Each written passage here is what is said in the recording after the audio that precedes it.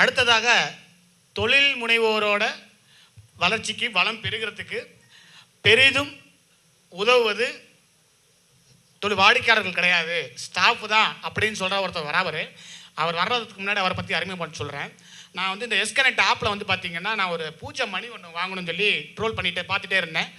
யார்கிட்ட வாங்கலாம்னு சொல்லிட்டு நான் ஒரு கடையை கண்டுபிடிச்சிட்டேன். ஒரு எஸ் மெம்பரோட கடையை கண்டுபிடிச்சிட்டேன். ஒரு பூஜை மணி வாங்கலான்னு கடைக்கு போனேன். கடைக்கு போய் பார்த்தா ஒரு தம்பி ஒருத்தவர் உட்காந்துருந்தார். நான் அதுக்கு அந்த கடைக்கு நான் போனதில்லை, இந்த மெம்பர் யாரும் எனக்கு தெரியாது. போகும்போது பார்த்தீங்கன்னா நெத்தி நிறைய பட்டை, கழுத்தில் ருத்ராஜ கொட்டை, ஒரு ப்ளூடூத் ஹெட்செட்டு, ஒரு காவி வேட்டி, டிஷர்ட் போட்டுட்டு இருந்தார். நான் என்ன நினச்சேன், சரி ஏதோ வேலை செய்கிற தம்பி போல இருக்கு, தம்பி முதலாளிங்கப்பா அப்படின்னேன். அந்த முதலாளியே நான் தாங்க அப்படின்னு சொல்லிட்டு தன்னோட நிறுவனத்துக்கு முதல் ஊழியராக வேலை செஞ்சு கொண்டு இருக்கும் திரு ஆத்மநாதன் கற்பகா மெட்டால்ஸ் அவர்களை தான் மேடைக்கு அழைக்கிறேன். Please sir. உங்கள் பக்கம் கொஞ்சம் நம்பிக்கை கம்மியாக இருக்கிற மாதிரி தெரியுது. இங்கே அரங்கத்தில் அமர்ந்திருக்கும் அனைத்து நண்பர்களையும் என் நெஞ்சார்ந்த வணக்கத்தை கூறிக்கொண்டு கண்டென்ட்குள்ளே போயிடுறேன். ஆக்சுவலாக இப்போ நம்ம நாகராஜனை பேசுனது எப்படின்னா, இந்த டிவியில் ஆட்லாம் போடுவாங்க பார்த்தீங்களா, mutual funds are subject to market research, please take your advisor from financial அட்வைஸ்னு கடற்கடன்னு சொல்லிட்டு போயிட்டாரு. என்ன சொன்னார், ஏது சொன்னார் என்னன்னு புரிய மாட்டேங்குது. அதாவது நான் இந்த டாபிக் என்ன, தொழில் முனைவோரின் வளம் பெருகுவதற்கு ஊழியர்களா வாடிக்கையாளர்களா? டைட்டிலே வாடிக்கையாளர் தான் ஃபஸ்ட்டு கொடுத்துருக்காங்க, அதுலேயே தான் அவங்க ஜெயிச்சுட்டு போட்டோம். சரிங்க, இந்த டைட்டிலை எனக்கு வந்து பொம்மு அண்ணன் வந்து சொன்னாங்க. பொம்மு அண்ணன் எனக்கு வந்து சொன்னது என்ன சொன்னாங்கன்னா, இந்த மாதிரி நீ இந்த பட்டிமன்றத்தில் வந்து ஜாயின் பண்ணணும் அப்படின்னோடனே எனக்கு ஒரு சின்ன தடுமாற்றம். உடனே நான் ஜாகுவார் கியூப் லேபில் மெம்பர்ஸ்க்கெலாம் ஃபோன் பண்ணேன். ஜாகுவார் கியூப் லேப்ன்றது ஒரு எஸ்க்குள்ள ஒரு சின்ன அமைப்பு மாதிரின்னு வச்சுக்கோங்களேன். அந்த என் நண்பர்கள்லாம் நான் ஃபோன் போட்டு கேட்டேன், இந்த மாதிரி பொம்மை அண்ணன் சொல்கிறாங்கன்னொடனே, பொம்மை அண்ணன் நம்ம நடுவர் சொன்னோடனே நான் நண்பர்கள்லாம் என்ன சொன்னாங்க, பொம்மை அண்ணன் என்ன சொன்னாலும் கம்முன்னு கேட்டுக்கப்பா, எஸ்ல உன் லைஃபு ஜம்முன்னு இருக்கும்னாங்க. அவங்க பேச்சை தட்ட முடியுமா? அதனால் கேட்டுக்கிட்டு நம்மளும் களத்தில் இறங்கிட்டோம். அதாவது நாகராஜன் என்ன சொன்னார், வளர்ச்சிக்கு காரணம், வளம் பெறுறதுக்கு காரணம் வந்து வாடிக்கையாளர் தான் ஆணி அடிச்சா மாதிரி சொல்கிறாராம். அண்ணன் இதில் தேவை உள்ள அணி தேவையில்லாத அணி நம்ம எடுக்கணும்னாலே நமக்கு வந்து நல்ல வாடிக்கையாளர் வேணுங்க, நல்ல ஊழியர்கள் வேணுங்க. இல்லை கை தட்டிக்கோங்க. நல்ல ஊழியர்கள் வேணுங்க. ஏன்னா ஒரு ஊழியரால் தான் நல்ல கஸ்டமர் யார் மோசமான கஸ்டமராக இருந்தாலும் அவங்கள ஹேண்டில் பண்ணுறதுக்கு அவங்க நல்ல ஊழியர் இருந்தால் தான் அவங்களால பண்ண முடியும், இல்லைன்னா பண்ண முடியாது. அதை நீங்கள் முதல்ல தெரிஞ்சுக்கணும். இப்போ நம்ம முன்னாடி சாப்டர் பற்றி நம்ம செந்தில் சொன்னாங்க, ஜெயமங்கல ஏஜென்சி.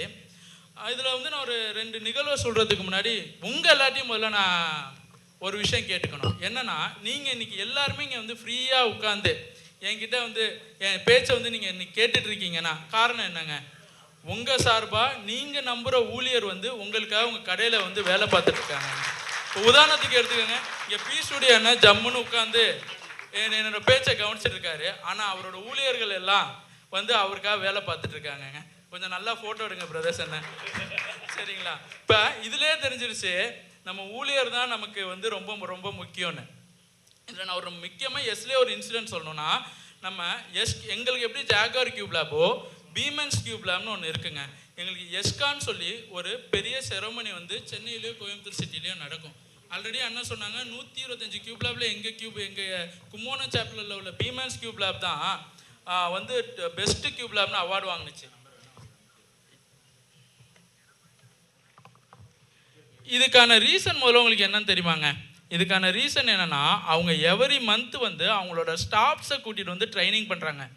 எஸ்ல சொல்லி கொடுக்குற ஒவ்வொரு விஷயத்தையும் அவங்களுக்கு சொல்லி கொடுத்து அவங்க பிஸ்னஸில் இம்ப்ளிமெண்ட் பண்ணுறதுனால அவங்க பிஸ்னஸ் க்ரோத்தாக இருக்குது. இந்த லாபம் மட்டும் இல்லாமல் அவங்க எஸ்கான்லேயும் மிகப்பெரிய ரெக்கக்னேஷன் கிடச்சிருக்கு. இந்த கியூப் லேபில் யாரெல்லாம் இருக்காங்கன்னு தெரியுமாங்க?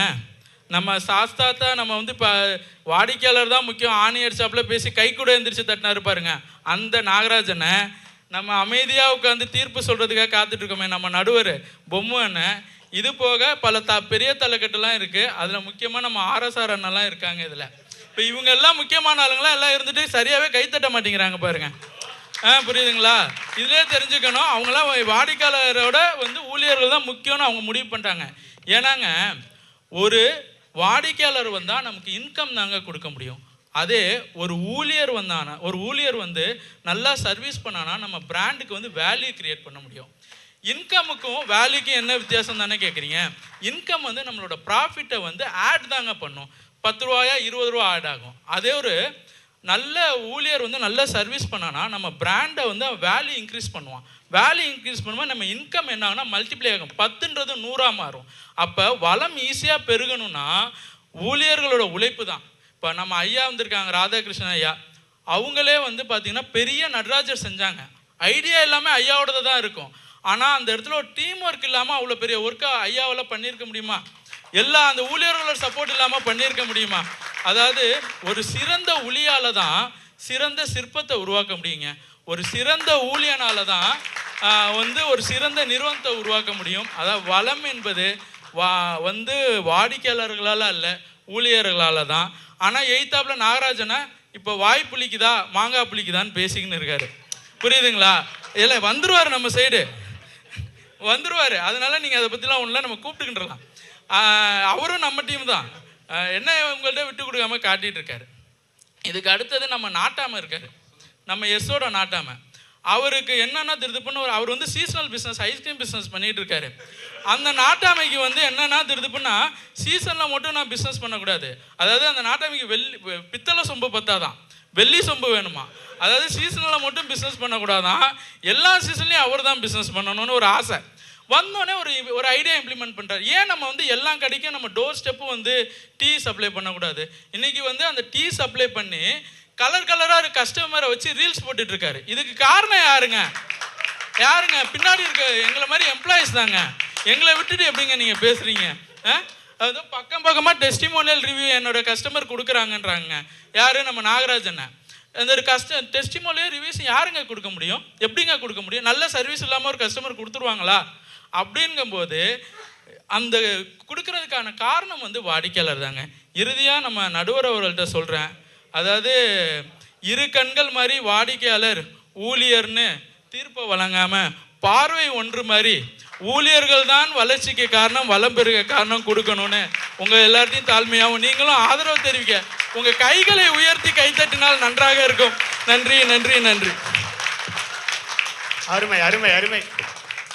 உங்கள் டீம் ரொம்ப கஷ்டம் தான் போல தெரியுது.